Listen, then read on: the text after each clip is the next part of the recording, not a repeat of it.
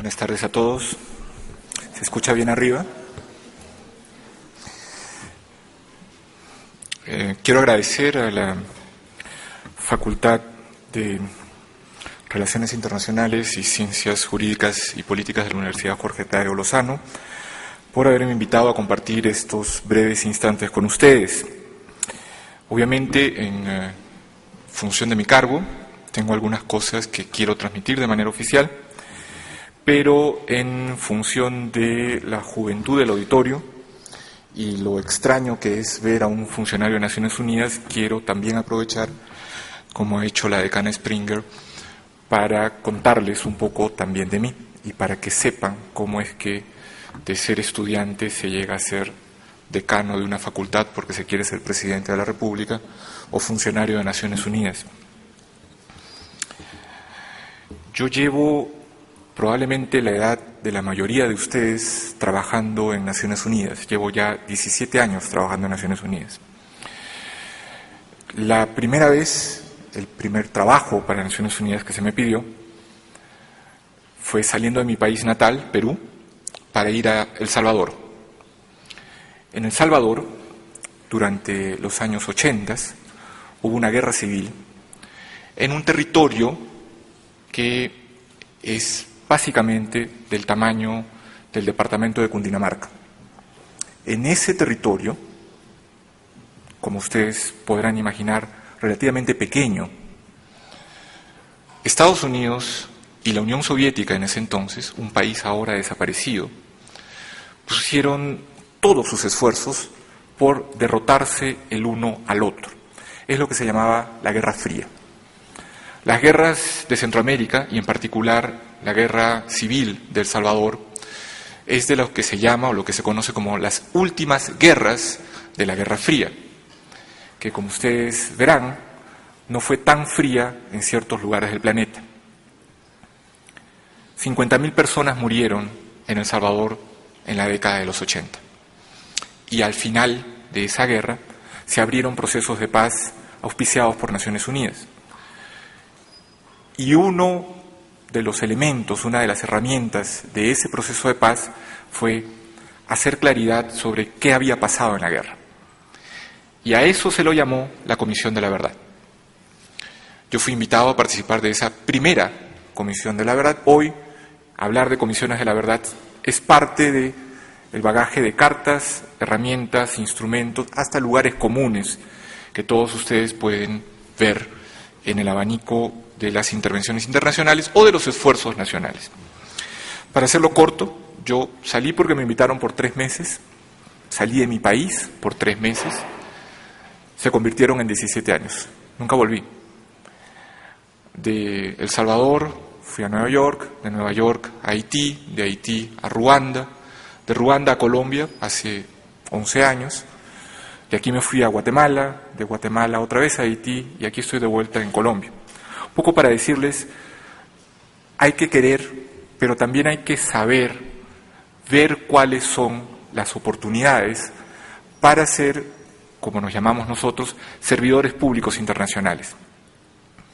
Y es en ese sentido, y aquí está la parte formal de mi mensaje, que yo quiero recordarles qué significa para nosotros ser servidores públicos internacionales. El marco de lo que hacemos es la Carta de las Naciones Unidas. La Carta es un documento que expresa, que sintetiza un momento de la especie humana, un momento de la historia de Occidente muy particular. Obviamente, los estragos dramáticos de la Segunda Guerra Mundial, pero, no lo olviden, también la polarización política, ideológica del mundo. Algo que tal vez para ustedes ya sea lejano y solo materia de los textos de historia.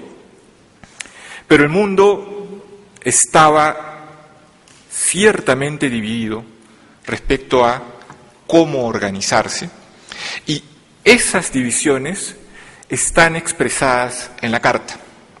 Esas esperanzas están expresadas en la Carta. El preámbulo de la misma, entre las muchas frases importantes y bellas que tiene, dice que esta organización que aquí represento se establece para promover el progreso social y elevar el nivel de vida dentro de un concepto más amplio de la libertad. Muchos años después, el secretario general de Naciones Unidas, Kofi Annan, en el esfuerzo de todos los países por reformar Naciones Unidas, recuerden, la Guerra Fría da nacimiento a Naciones Unidas, pero la Guerra Fría acaba también. La caída del muro de Berlín, la unificación de Alemania, la disolución de la Unión Soviética, dan paso a una serie de discusiones, de debates, de temas pendientes de la agenda que llevan a este proceso de reforma. Y en septiembre del 2005, el secretario general presenta el informe de propuesta de reforma a la Asamblea General. Y fíjense, la mejor manera de ser fieles a nosotros mismos es ver con ojos nuevos aquello que de mejor nos da nuestro pasado.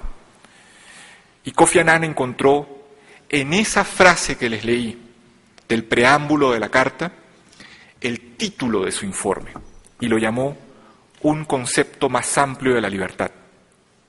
Y dijo: yo espero que este informe y las propuestas que aquí presento puedan ser un nuevo punto de partida para el sistema internacional y para las propias Naciones Unidas. Y continuó: los 4 pilares de la reforma, el norte que de aquí en adelante se propone la organización, son el logro de la paz, la protección de los derechos humanos, el establecimiento de la justicia y el impulso del desarrollo. Kofi Annan, en este documento, el documento más visionario de los últimos 20 años en Naciones Unidas, más allá de las convenciones, más allá de los tratados, en este documento que muchos no han puesto en su horizonte y que yo los animo a buscar, un concepto más amplio de la libertad, dice y termina: estos 4 pilares y la manera en que nos organicemos para conseguirlos harán de nuestro planeta un planeta libre del miedo a la guerra, libre del miedo a la injusticia y libre del miedo al hambre. Naciones Unidas sigue siendo fiel a su objetivo principal, que es, dice la Carta, preservar a las generaciones futuras del flagelo de la guerra. Ustedes son las generaciones futuras. Ustedes tienen en sus manos, no porque trabajen en Naciones Unidas, sino porque entiendan que estos son principios que proponemos para una agenda universal. Ustedes tienen en sus manos nuestra organización. Muchas gracias.